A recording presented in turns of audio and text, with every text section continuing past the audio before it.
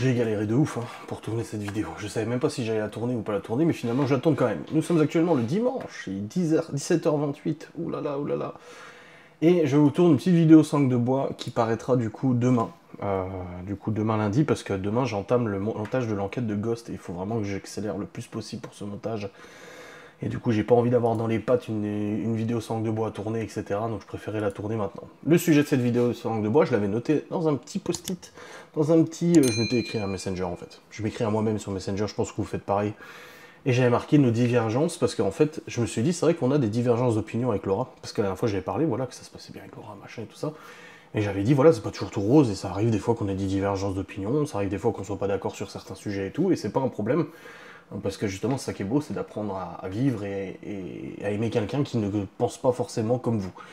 Et du coup, je me suis dit, ça serait sympa d'en parler et de parler comment on aborde ça et quelles sont ces divergences. Donc j'ai noté nos divergences d'opinion, j'ai noté trois aspects, 3 points où vraiment on a une divergence assez forte d'opinion. Le premier point, c'est la gestion des échéances, les rendez-vous, machin, etc. Voilà. Comme au niveau du sommeil, où Laura elle pourrait dormir 12-13 heures de sommeil, moi non, c'est impossible déjà, parce que mon corps ne le voudrait pas, et en plus de ça, moi je trouve que je perds du temps et tout, mais c'est mon opinion personnelle, et Laura c'est totalement l'inverse. Laura elle peut dormir extrêmement tard et tout, c'est pas un souci, et elle a pas en fait ce stress que moi j'ai en me disant putain je loupe des choses, ça se trouve j'aurais pu faire quelque chose à ce moment-là, et tout comme tout à l'heure, je me suis assoupi sur le canapé, ou non, je me suis dit non vas-y, il faut que je me lève et que j'aille bosser, parce que sinon je vais perdre du temps à dormir connement sur le canapé, et ça sert à rien, tu vois. Donc il y a la gestion des échéances et des rendez-vous, donc au niveau ponctualité, donc ça rejoint un petit peu ça en fait, au niveau ponctualité, c'est vrai que moi quand on a un rendez-vous qui est prévu, je fais toujours en sorte d'être largement à l'avance. Je déteste être en retard, je déteste arriver pile à l'heure, et genre si j'ai rendez-vous à midi, j'en sais rien, à Saint-Dié, je sais qu'il faut à peu près 15-20 minutes pour y aller, je préfère prendre 10 minutes de marge, donc c'est-à-dire que je vais partir à 11h30, voire même un petit peu plus tôt, comme ça au moins je suis sûr. Le seul point où Laura est comme ça, c'est pour aller au boulot. Pour aller au travail, par contre, les travails extérieurs qu'elle fait actuellement, là par contre, elle arrive toujours en avance. Mais sinon, tout ce qui est rendez-vous médical, aller manger chez quelqu'un ou quoi que ce soit, c'est vrai que là-dessus, elle est toujours à la bourre. Et moi, du coup, ça me stresse de mon côté parce que je me dis, putain, on doit partir dans une demi-heure, elle est toujours pas prête, machin et tout, combien de temps elle va mettre, on va être en retard et tout ça. Donc ça, c'est une grosse divergence, pas d'opinion, mais c'est une divergence de comportement. On n'a vraiment pas du tout la même façon d'aborder du coup l'aspect rendez-vous et tout ça. Pareil pour la box gourmande, il y avait des box à préparer du coup l'autre jour, je sais plus quand, c'était samedi, ouais. Et du coup, livraison à 11h30. Moi je me suis dit, bon bah je pars à 11h encore une fois, vous voyez, il y en a pour 15-20 minutes à livrer, je préfère partir une demi-heure avant quitte à être en avance. Au pire, j'attends dans la voiture. Et du coup, je me suis levé à 7h30 pour préparer les box. Résultat, les box étaient toutes terminées à 9h45. Et du coup, elle me dit, mais pourquoi déjà tu t'es levé à cette heure-ci? On aurait pu préparer ensemble. Je dis, bah parce que en fait, moi, ça me stresse tellement qu'il y arrive quelque chose, il peut y arriver une dinguerie, j'en sais rien, moi. Il y a un problème, faut que je refasse des burgers, faut refaire quelque chose, faut aller acheter quelque chose au magasin, vite fait. En fait, je prends toujours une marge de sécurité. J'ai toujours avec moi une marge de sécurité dans mon timing pour me dire que je peux parer à toute éventualité au cas où il arrive quelque chose. Après, c'est peut-être stupide, hein. La fenêtre est ouverte, là? Ah non, elle n'est pas ouverte, j'ai entendu un boom. Ça peut être stupide des fois, c'est pas nécessaire, mais c'est vrai que moi je fonctionne beaucoup comme ça, avec cette marge de sécurité, je me dis, voilà, on sait jamais il arrive quelque chose, au moins je serai pas stressé et je pourrai parer à toute éventualité. Laura, elle est un peu plus dans la dernière minute, elle est un peu plus, ouais, oh, c'est bon, on a le temps, tranquille, mais c'est bon, au niveau du timing, ça jouera et tout ça, voilà. Donc ça, c'est une divergence d'opinion, une divergence de comportement vis-à-vis du quotidien. Et comment on fonctionne avec ça? En fait, on fonctionne chacun de notre côté, c'est tout. Moi, elle me dit pourquoi tu t'es levé le matin, je dis parce que moi je suis soulagé, elle me prend pas la tête et puis voilà. Et puis quand on a des rendez-vous, des trucs, je lui dis bah voilà, on a rendez-vous à cette heure-ci, et j'essaie de prendre sur moi pour pas stresser, pour pas lui dire dépêche-toi ou quoi que ce soit. C'est tout. Donc et puis quand il arrive qu'on soit en retard, et je lui dis bah oui, on est un peu à la bourre, tu vois, mais je veux pas être méchant, donc je dis voilà. Voilà. Ou comme moi, je prends trop d'avance, on arrive une demi-heure avant tout, on doit attendre dans la voiture, oh, putain, tu vois, on est parti trop tôt. Ouais, c'est vrai. Ensuite, on a un autre point, c'est la religion.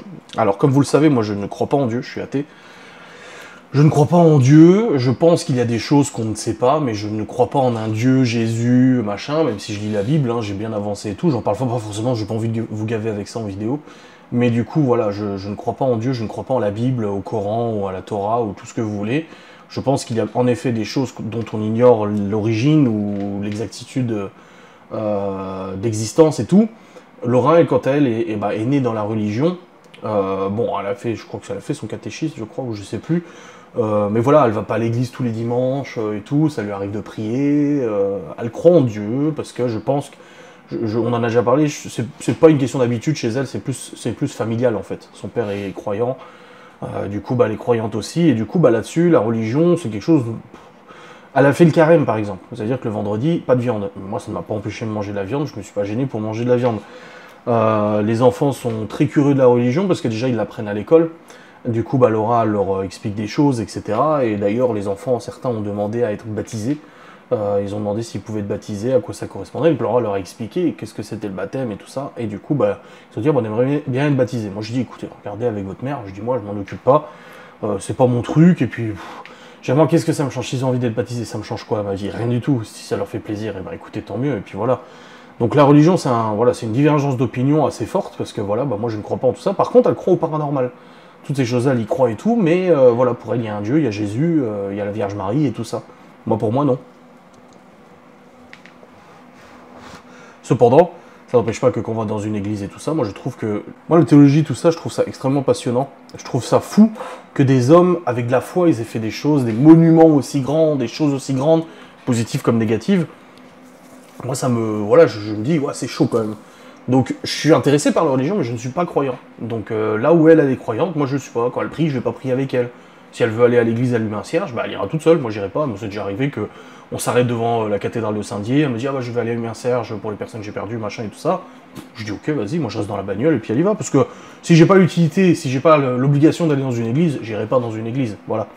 Donc voilà, au niveau de la religion, on a vraiment très opposé là-dessus, mais après ça nous change rien à notre vie, on se prend pas la tête du tout vis-à-vis de ça. Moi je respecte du coup ses opinions et je me fous pas de sa gueule ou quoi que ce soit, et elle respecte totalement les miennes. Et c'est très bien comme ça. Dernier point que j'ai noté, parce que c'est les points les plus gros, c'est le bruit, les enfants et tout ça. Laura avait que Malone avant. Donc c'est vrai que 4 enfants qui se rajoutent à tout ça, ça fait du bruit, ça fait du jeu, machin, etc. Surtout que quand les enfants sont arrivés dans notre foyer, Chloé avait déjà du coup 6 ans, les autres étaient beaucoup plus grands. C'est pas des bébés, tu vois. T'as pas le temps de t'habituer depuis tout petit à avoir des petits-enfants. Du coup, ça a tout de suite été des grands-enfants avec du bruit, des jeux, machin, etc. Et il arrive souvent que je lui dise alors, ah, mais c'est des gosses, c'est normal. Par exemple, le fait de jouer dehors. Je parle du bruit parce que jouer dehors. Moi, quand j'étais gosse, à 8h du mat', j'étais déjà dehors en train de jouer. Ici, Laura, en fait, elle considère que le matin, les enfants ne doivent pas jouer dehors parce qu'ils font du bruit, ils peuvent déranger les gens. Je suis d'accord avec elle. Il ne faut pas que les enfants dérangent les gens outre mesure, etc. Par contre, dire non, tu ne joues pas tout le matin, non. Donc du coup, on a trouvé un juste milieu, c'est on ne joue pas dehors avant 10h, parce que 10h c'est une heure acceptable. C'est même pas l'heure à laquelle elle se lève, parce qu'elle se lève généralement plus tôt, mais c'est juste que dans sa tête, si elle entend crier dehors ou quoi que ce soit, elle se dit pas putain il est 8h du mat', ils vont réveiller tout le monde. Donc on a mis ça en place, vous voyez, on essaie de trouver des compromis, des terrains d'entente quand on a des divergences d'opinion, et par exemple l'autre jour on allait promener au pied, il était je crois 16 ou 17h, les gamins jouaient dehors et ils criaient dehors. Ouah, ouah, ouah. Et elle s'est retournée, elle a dit mais arrêtez de crier. Je dis mais c'est des gosses. J'ai dit c'est des gosses, ils jouent dehors, c'est normal qu'ils s'expriment, c'est normal qu'ils crient, c'est normal qu'ils rigolent. Enfin voilà, c'est normal. Et là-dessus, c'est vrai qu'elle a beaucoup de mal parce qu'elle a peur que de tout le temps déranger les gens. Et du coup, c'est tout le temps, ouais, ils font trop de bruit, ils crient trop, arrêtez de crier trop fort. C'est des gosses.